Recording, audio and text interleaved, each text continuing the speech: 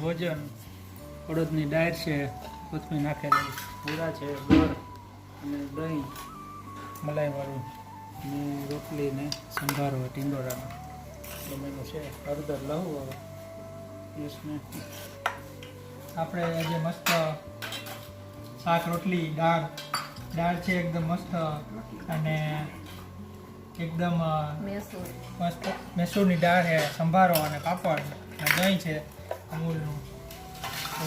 અને રોટલી બાકી આવી શું આજે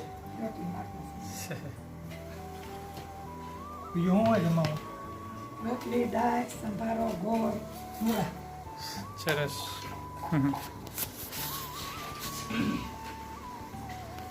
આપણે જો રોટલી શાક દાળ સંભારામાં 2 ટીંડોરા અને મરચાંનું મિક્સ છે ને વાડીના મૂળા આ રીતના છે. ચાલો જમવા બપોર.